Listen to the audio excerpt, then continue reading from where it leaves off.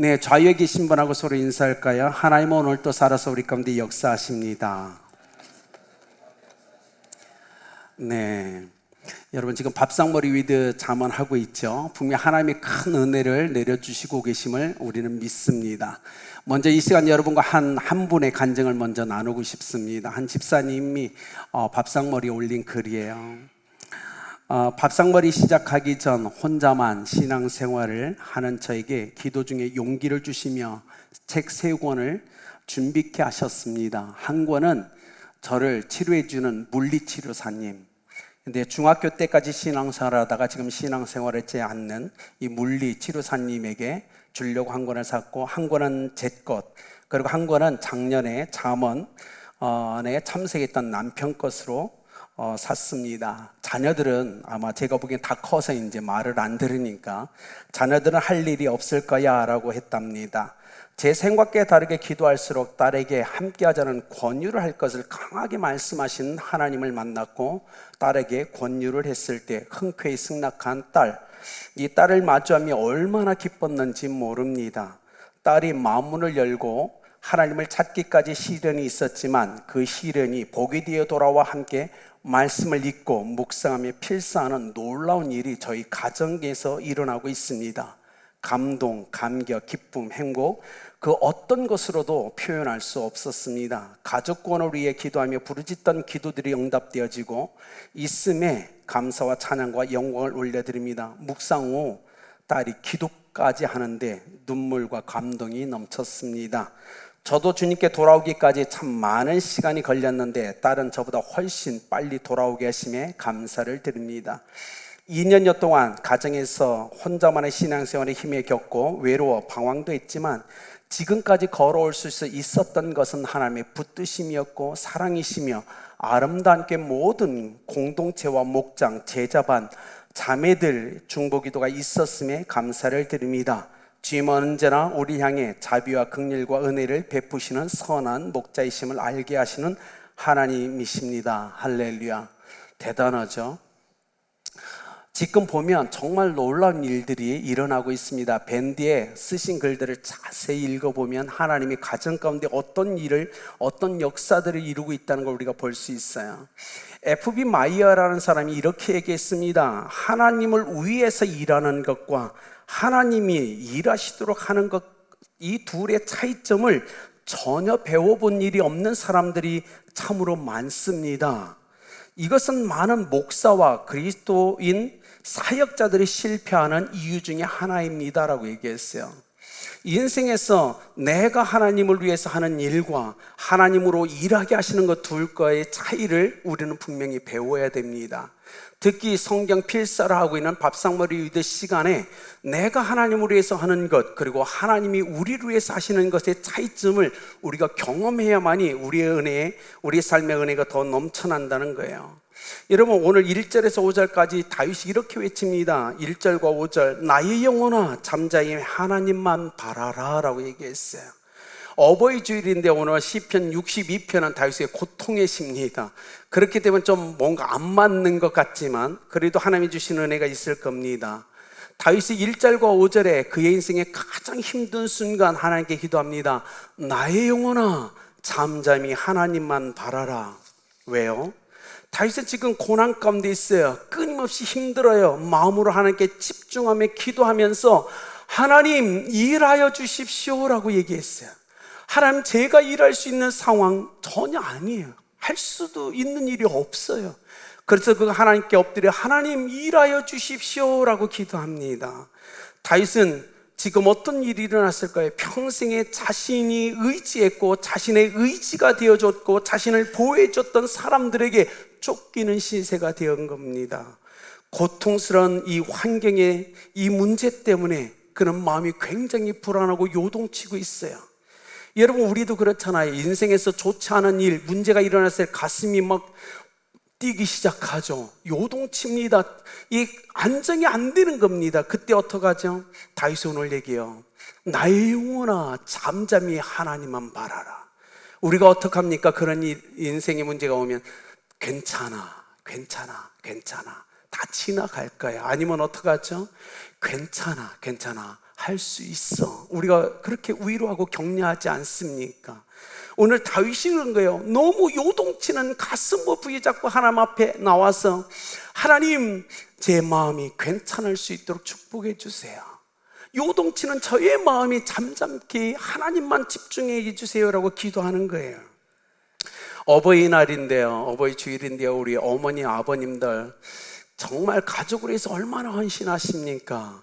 마음이 많이 힘들고 어려운 일들이 얼마나 많으세요. 그때마다 가슴을 톡톡 치면서 위로해 주세요.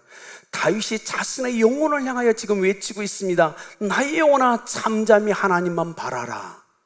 여러분 자신이 가슴을 치면서 괜찮아, 하나님께 집중해 라고 하면 어떨까요? 여러분 인생이 힘든 시간을 겪고 있는 이 시간, 우리 부모님도 한번 해보십시오. 우리 해볼까요? 가슴을 살짝 치면서 괜찮아, 자신을 위로해 주십시오. 해보십시오. 괜찮아. 하나님이 함께 하실 겁니다. 다윗의 요동치는 이 마음이 안정되지 않아서 하나님 앞에 엎드려 기도하면서 내 영혼아 잠잠히 하나님만 바라라.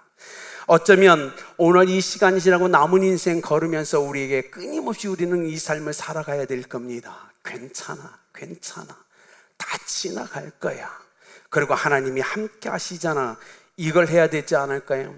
사건 통해서 상황이 안 좋고 문제의 마음과 생각과 시선과 귀까지 다 빼앗겨버린 인생에서 다윗은 지금 하나님께 마음을 향합니다. 아니, 사건을 보지 말고 환경을 보지 말고 문제의 나의 시선을 빼앗기지 말고 하나님께 집중하자라고 그는 다짐하고 있어요. 여러분 성경에 보면 이렇게 다윗처럼 자기의 시선을 가장 힘들고 어려울 때 하나님께 집중했던 사람이 나옵니다. 모세였죠. 애굽에서 이스라엘 백성을 구출해내서 걷다가 홍해 앞에 다다릅니다. 뒤에는 애굽 군대가 죽이겠다고 쫓아오고 앞에는 홍해길에 길이 전혀 없어요.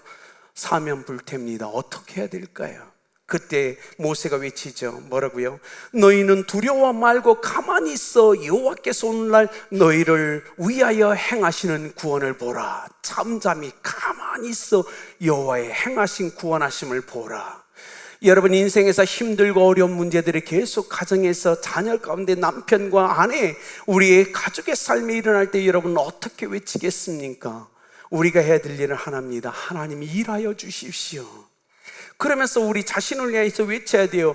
잠잠히 하나님만 바라라. 우린 끊임없이 외쳐야 될 줄 믿습니다. 다윗이 이렇게 얘기해요. 나의 반석이시며 나의 요새이신 하나님, 내 시선을 하나님께 둡니다. 이 고백에 우리는 어떻게 하죠? 흔들리는 마음과 감정, 이 놀라운 요동치는 가슴을 부여안고 하나님 앞에 나의 반석이시며 나의 요새이신 하나님, 하나님 일하여 주십시오. 이 다윗의 고백 앞에 우리가 이렇게 하죠. 아멘, 아멘. 하나님 그렇습니다. 나의 가슴 요동치는 나의 마음, 나의 삶에 하나님 일하여 주십시오. 나의 영원한 요새이시고 반석이신 하나님 역사해 주십시오. 여러분 이 고백을 왜 이렇게 할 수밖에 없었는지 아세요? 자기가 평생에 의지했던 사람, 자기에게 담이 되어 주었던 사람, 적들이 공격할 때 자기의 보호와 이 벽이 되어 주었던 이 압살롬과 우리의 그 아히도벨 같은 군사들이 지금은 어떻게 해요? 커다란 성벽이 대해서 자기를 보호해 주었던 그 사람들이 갑자기 그 담과 성벽이 되었던 그 사람들이 다윗에게 넘어지면서 다윗을 덮치려고 하는 겁니다. 예전에는 그들이 다윗의 의지가 되었었어요. 다윗의 담이 되었고 요새가 되었고 장벽이 되어줬어요. 그런데 적들이 쳐들어오지 않는 상황에서 그 성벽과 같은 그 담이 되었던 그들이 갑자기 다윗에게 넘어지면서 다윗을 덮쳐서 죽이려고 하는 겁니다. 그래서 다윗의 시선을 돌립니다. 그렇구나, 내가 실패했구나. 인생은 나의 보호자가 될 수 없어. 인생은 나의 성벽이 될 수 없지. 오직 하나님만의 나의 유일한 담과 벽이 되어줄 수 있는 분이구나. 그래서 외치는 거예요. 여호와여, 하나님만이 나의 반석이시며 영원한 요새가 되십니다. 제가 잘못 생각했어요. 그동안까지 내가 믿고 의지했던 저 사람들이 적들로부터 나를 보호해주는 담과 성벽인지 알았더니 아니네요. 하나님, 하나님만이 나의 영원한 반석이심이 요새가 되십니다. 지금 그 고백을 하고 있는 거예요. 여러분, 우리 자녀들의 인생을 걸으면서 힘들 때 우리가 어떻게 해줘야 될까요? 자녀들에게 얘기해줘야죠. 얘야, 너희가 인생을 사는 동안 너희를 공격하는 사람이 있을 거야. 너를 미워해주는 사람이 있을 거야. 생각지 못한 일들이 일어날 거야. 너희가 가장 친한 친구가 어느 순간 너를 비방하며 공격해 올 수도 있을 거야. 그때 어떻게 해야 되는지 아니? 다윗과 같이 고백해야 돼. 하나님만이 나의 영원한 담과 울타리가 되어 주십니다. 하나님만이 나의 영원한 성벽과 요새가 되시며 반석이 되어 주십니다라고 고백해야 돼. 알겠니? 하나님은 그런 하나님이라고 우리가 가르쳐야 되지 않을까요? 다윗은 그렇게 고백하고 있어요. 다윗의 이 선택과 결단, 우리는 우리 자녀들의 평생에 가르쳐야 돼요. 그렇지 않습니까?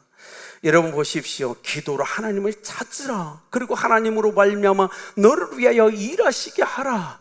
그것이 너의 인생의 축복이 될 거다라고 얘기해야죠. 그래서 다윗이 5절에 이렇게 얘기합니다. 나의 소망이라고 얘기하죠. 나의 소망이신 하나님. 소망은 기다리는 거잖아요. 기다리는 거. 히브리어로 카바라는 뜻입니다. 카바는 동사에서 왔어요. 이 카바라는 동사에서는 뭐냐면 줄로 묶다라는 뜻입니다. 여러분이 하나님께 소망을 둔다라는 의미는 뭐냐면 내가 기도로 나를 하나님께 묶는 거예요. 그것이 소망이라는 겁니다. 카바예요. 어렵고 힘들고 좋지 않은 문제가 일어났을 때 하나님께 엎드려 잠잠히 하나님을 바라보면서 소망을 하나님께 두고 기도하면서 기도로 나를 하나님께 묶는 것, 그것이 여러분의 소망이고 우리 자녀들의 소망이 되어야 돼요. 그럴 때 어떡하죠? 적들이 쳐들어올 때 내게 연결된 하나님이 붙잡고 있는 그 줄로 하나님이 담기는 겁니다. 그곳에서 나를 구원해 주시는 분, 확 당겨서 나를 그곳에서 건져 주시는 분, 그리고 나를 보호해 주시고 품에 안아 주시는 분, 이것이 소망이란 뜻이에요. 그러니 우리가 자녀들에게 가르쳐야 되죠. 여러분의 인생에 소망을 하나님께 주시길 예수님의 이름으로 축복합니다. 그걸 위해서 기도로 나를 묶고 하나님께 주십시오. 내가 어려운 함정에 빠졌을 때 하나님이 그 줄로 나를 땡겨서 나를 구출해 주시는 그 은혜를 경험하십시오. 그래서 땡겨서 나를 하나님의 품에 안겨주시는 그 은혜를 우리는 경험해야 되고 우리 자녀들에게 가르쳐야만 된다는 겁니다. 이것이 소망이에요. 다윗은 정확히 알고 있었어요. 하나님, 내가 잠잠히 하나님께 바랍니다. 지금 소망을 하나님께 두며 기도로 내가 줄을 묶고 하나님과 연결합니다. 언제든 당겨주십시오. 내가 힘들고 어려울 때, 수렁에 빠질 때, 함정에 빠질 때, 구렁에 빠지는 나를 담겨주십시오. 그래서 하나님, 영원한 나의 요새 반석이 되어주십시오. 이것이 다윗의 고백이에요. 여러분 봅시다. 다윗은 이렇게 지금요 아픔 가운데 기도하지만 그는 확실히 승리를 확신하고 있었어요. 왜요? 왜냐하면 다윗의 이 영광을 주신 분이 하나님이세요. 하나님이 다윗에게 이 영광을 줬거든요. 이 영광은 하나님으로부터 온 거예요. 그런데 적들이 쳐다와서 하나님이 다윗에게 준 영광을 빼앗으려고 한다? 그러면 그 적들은 누구와 싸움을 해야 될까요? 하나님과 싸움을 해야 되는 겁니다. 왜냐하면 그 영광이 하나님으로부터 다윗에게 주어졌기 때문에 적들이 와서 그 영광을 빼앗으려고 한다면 그 적들은 그 영광의 주인 되신 하나님과 싸워야 된다는 걸 다윗은 정확히 알고 있었어요. 그래서 다윗은 승리를 확신했어요. 너희는 결코 하나님을 이길 수 없지. 너희가 어떻게 하나님과 싸워 승리할 수 있겠니? 그래서 8절에 다윗이 이렇게 얘기합니다. 백성들아, 시시로 그를 의지하고 그의 앞에 마음을 통하라. 하나님은 우리의 피난처시로다. 여러분, 어렵고 힘든 일이 겪을 때, 일어날 때 다윗처럼 고백하십시오. 다윗은 지금요 우리 21세기에 이곳에서 예배하는 우리를 초대하고 있어요. 백성들아, 21세기의 아름다운 교회를 참여하는 성도들이요, 시시로 하나님을 의지하십시오. 그 앞에 마음을 통하십시오. 토해내십시오. 하나님은 여러분의 피난처가 되십니다. 이 얼마나 울림 있는 고백입니까? 시시로 그를 의지하라. 매 순간 시시때때로 매 순간 하나님을 의지하라. 어떻게 우리가 하나님을 의지할 수 있습니까? 기도로 얘기하는 거예요. 기도로. 어떤 할아버지가 이렇게 글을 썼어요. 할아버지라는 호칭은 1년 6개월 된 외손녀가 나를 부르는 호칭입니다. 할아버지라고 부를 때 그 손녀가 얼마나 사랑스럽고 아름다운지 말로 표현할 수 없습니다. 그래서 저는 손녀를 위해서 항상 내 방문을 항상 열어놓고 있습니다. 손녀가 아프다고 하면 얼른 가서 손녀를 껴안아주고 기도해 줍니다. 낫게 해달라고. 손녀가 힘이 부치는 물건을 들고 움직일 때 얼른 달려가서 안아주고 그를 도와줍니다. 또 아빠 엄마에게 책망받고 울면서 할아버지라고 부를 때는 얼른 달려가서 그의 편이 되어주고 아빠 엄마에게 뭐라고 해주기도 합니다. 이 할아버지라는 호칭은 손녀에게 피난처고 바위며 반석이고 때로는 의사가 되고 완전한 돕는 자라는 사실을 저는 깨달았습니다. 적어도 외손녀가 할아버지라고 믿고 부를 때 그 손녀에게 할아버지는 그 인생의 전부가 된다는 사실을 저는 깨달았습니다. 이 사실을 통해서 비로소 나는 여호와라는 이름의 의미와 그 이름을 부르는 자는 구원을 얻으리라라는 하나님의 이 말씀을 정확하게 이해하게 되었습니다라고 고백했어요. 그렇지 않을까요? 할아버지 부르기만 하면 언제든 문을 열고 뛰쳐나와서 도와주고 위로하며 싸매주고 그의 편을 들어주는 이 할아버지라는 존재, 우리 아버지라는 존재, 어머니라는 존재, 여러분 하나님이 그런 여러분의 아버지 되심을 믿으시길 바랍니다. 하나님 아버지 부를 때 언제든 찾아오셔서 우리의 힘이 되시고 능력이 되시며 요새가 되시고 반석이 되시고 위로가 되시는 하나님, 다윗에게 있어서 그 하나님은 전부였어요. 여러분에게 하나님이 전부가 되길 예수님의 이름으로 축복합니다. 그래야 되지 않을까요? 그 다음으로 이렇게 얘기합니다. 다윗이 마음을 토하라 라고 얘기합니다. 여러분 하나님께 아뢰지 못할 일이 있을까요? 여러분에게서 아무리 큰 문제라도 우리는 다 하나님께 아뢰일 수 있습니다. 여러분 삶에 아무리 작은 문제라도 우리는 하나님께 아뢰일 수 있습니다. 하나님께 아뢰지 못할 큰 문제는 이 땅에 존재하지 않아요. 하나님께 아뢰지 못할 아주 작은 문제도 이 땅에 존재하지 않습니다. 우리는 어떤 문제든 가지고 하나님께 나아갈 수 있어요. 그런데 그거 아십니까? 인생을 살면서 여러분 누군가에게 여러분의 속마음을 다 얘기한 후에 그거 다 믿고 다 얘기했는데 상처받은 적 있으십니까? 우리 인생에 이런 일이 너무 많죠. 내가 그래도 저 사람을 믿고 속 얘기를 다 했는데 오히려 그것이 나에게 상처로 돌아오는 것이 인생 아닙니까? 그래서 다윗은 고백하는 거야. 그렇구나. 내가 하나님께만 이야기해야 되는구나. 최소한 내가 하나님께 얘기하면 상처가 되지 않더라는 겁니다. 내가 하나님께 얘기할 때 하나님은 나에게 상처를 주지 않더라는 겁니다. 그래서 다윗은 깨닫고 얘기합니다. 21세기를 살아가는 아름다운 형제와 자매 여러분, 하나님 앞에 여러분의 가슴을 토하십시오. 사람에게 토하지 마십시오. 그것이 상처가 될 수 있을 겁니다. 그러니 하나님 앞에 여러분의 속마음, 아픈 마음을 전부 토해내십시오 라고 얘기하는 거예요. 여러분 기도가 뭔지 아세요? 우리가 왜 기도하는지 아세요? 때로는 기도가 우리에게 분명한 응답의 은혜를 가져오기 때문에 우리가 기도하는 거예요. 그러나 오늘 시편 62편의 다윗의 모습을 통해서 우리가 배울 수 있는 건 때로는 기도는 뭐죠? 상처와 자들을 하나님 앞에 다 토해내서 그 임재 가운데 치유되고 회복되는 것도 기도다라는 사실을 우리가 발견하게 됩니다. 여러분 상담이 왜 중요하죠? 들어만 줘도 치유가 되는 거예요. 그렇지 않습니까? 여러분 하나님 앞에서 우리가 어떤 기도의 응답, 특별한 은혜를 위해서 기도하는 것도 중요하지만 때로는 요동치는 나의 마음을 가지고 하나님 앞에 나와서 토해낼 때 그 자체가 하나님의 임재 가운데 치유와 회복이 된다는 사실을 다윗은 우리에게 보여주고 있는 겁니다. 그러니 사랑하는 아버님, 어머님, 이 시대 아름답게 성도님 여러분, 힘드십니까? 마음에 상처가 됐나요? 사람에게 얘기하지 말고 하나님께 토해 주십시오. 가슴을 다 토해 놓으세요. 토해 내올 때 치유와 회복의 역사를 경험할 수 있습니다. 가정교회 목장에서 우리가 나눔을 하잖아요. 나눔을 통해서 치유를 경험하잖아요. 토해낼 때 치유가 되는 거예요.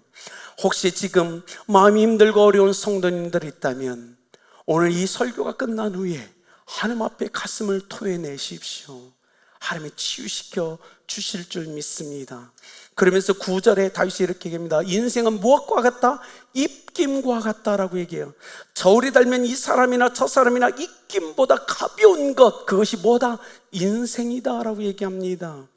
그런데 입김보다 가벼운 이 사람들을 의지하며 삶을 살아갈 때, 입김보다 가벼운 이 인생에게 나의 소망을 둘 때 우리 인생은 흔들릴 수밖에 없지 않을까요?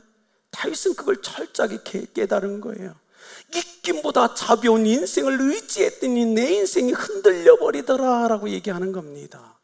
사랑하는 성도님들, 입김과 같이 연약한 자들을 의지하지 마십시오. 그러면 여러분 인생이 흔들립니다.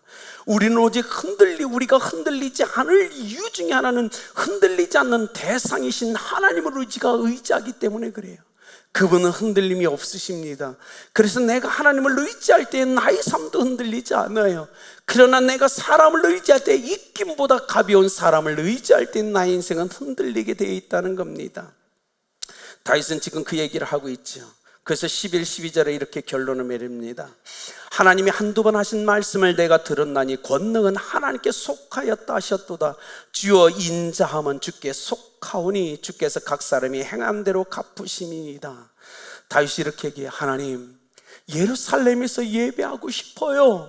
지금 내가 쫓기는 인생이거든요. 제 가슴이 요동치고 있거든요. 근데 이 삶을 평안케 해주실 분은 하나님이시잖아요. 하나님, 그래서 내가 하나님께 의지합니다. 그러면서 고백해요. 내가 하나님을 통하여 배웠던 두 가지가 있습니다. 하나님, 모든 권능은 하나님께 속하였다는 사실입니다. 두 번째, 하나님 모든 인자하심이 하나님께 속하였다는 것입니다. 인생의 험한 것 중에서 제가 배운 두 가지입니다. 하나님, 권능은 하나님께 있고 하나님의 인자하심이 하나님께 있습니다 라고 얘기했어요. 그러니 하나님을 의지하는 사람은 흔들리지 않을 겁니다. 하나님을 의지하는 사람을 무너뜨릴 수 없을 겁니다. 하나님의 사랑에서 절대로 끊을 수 없을 겁니다. 지금 그 얘기를 하죠. 사랑하는 여러분, 능력과 인자, 사랑이 변치 않는 하나님, 아니 변할 수 없는 하나님께 있기에 그 하나님을 의지하며 인생을 살아가는 삶은 흔들리지 않습니다. 여러분 남은 인생에 변하지 않으시고 변할 수 없는 하나님께 소망을 두시며 그분의 권능을 의지하고 그분의 인자와 사랑을 의지하여 흔들리지 않는 인생을 살아가시길 예수님의 이름으로 축복합니다. 결론을 맺을까요? 시편 62편 잘 묵상할 때 제 마음에 감동이 온 게 오늘 우리 찬양단의 첫 번째 찬양한 시선이라는 찬양이 갑자기 떠올랐어요. 어쩌면 다윗의 시편 62편과 가장 어울리는 찬송을 뽑으라면 시선 아닐까라는 생각을 참 많이 해봤어요. 유년 시절 판잣집이 즐기비한 달동네에서 보낸 김명선 씨, 아버지는 도박 중독으로 가정을 전혀 돌보지 않았어요. 어머니가 홀로 이 생계를 책임지면서 끊임없이 가난과 외로움과 싸워가는 어머니 모습을 보면서 자기는 상처를 받았다고 얘기합니다. 형편없는 삶의 자리에서 살아가는 이 김명선 씨에게 있어서 교회는 자신을 보호해주는 유일한 울타리였고, 또 교회는 더 나은 세상을 향하여 들어갈 수 있는 거룩한 문이 되어 주었다고 김명선 씨는 얘기해요. 그러다가 고백하다 2010년도에 우리가 부른 이 시선이란 찬양을 작곡하게 되죠. 그러면 이 시선이라는 이 찬양 때문에 그의 인생에 놀라운 역사가 일어납니다. 시선이라는 이 찬양 때문에 그가 싱어송라이터로 그가 복음성가 가수로서 인생을 걷게 됩니다. 그런데 안타까움이 있어요. 2016년 그렇게 행복했던 시간 갑자기 남편이 담담에 걸려 젊은 나이에 죽고 맙니다. 혼자 두 아이를 키워야 되는 여인의 모습, 여인의 삶. 그가 신학을 해서 전도사로 인생을 살아갔지만 너무너무 인생이 쉽지 않은 거예요. 너무 힘든 거예요. 근데 그때마다 하나님의 음성이 들려옵니다. 명선아, 너희 시선은 어디에 두고 있느냐라는 소리가 들려요. 너의 시선은 어디에 두고 있느냐. 그래서 항상 힘들고 어려울 때 그의 시선은 하나님께 집중한다고 얘기합니다. 사랑하는 여러분, 시편의 두 번째 교훈은 뭐였죠? 하나님께 기도하라라는 겁니다. 오늘 다윗은 우리에게 이 기도의 삶에 대해서 가르쳐 줍니다. 사랑하는 여러분, 하나님께 기도하며 인생을 살아가시길 예수님의 이름으로 축복합니다. 기도는 시선을 하나님께 두는 겁니다. 그럴 때 여러분의 인생이 흔들리지 않을 줄 믿습니다. 하나님께 시선을 두고 기도하며 하나님께 소망을 두고 줄로 연결할 하나님께 붙들린 인생을 살아가시길 예수님의 이름으로 축복합니다. 기도하겠습니다. 하나님 감사합니다. 모든 것 위에 뛰어나신 아버지 하나님, 우리의 시선을 하나님께 둡니다. 우리 아름답게 모든 성도가 요동치는 가슴을 붙잡고 나의 영혼아 잠잠히 하나님을 바라라고 선포하면서 시선을 하나님께 두고 소망을 하나님께 두고 인생을 걸어갈 수 있도록 축복하여 주옵소서. 영원한 아버지의 은혜가, 그 권능이, 그 인자와 사랑이 오늘 우리 아름답게 예배자로 서 있는 모든 성도와 다음 세대 가운데 넘치길 원하며 예수님의 이름으로 기도드렸습니다.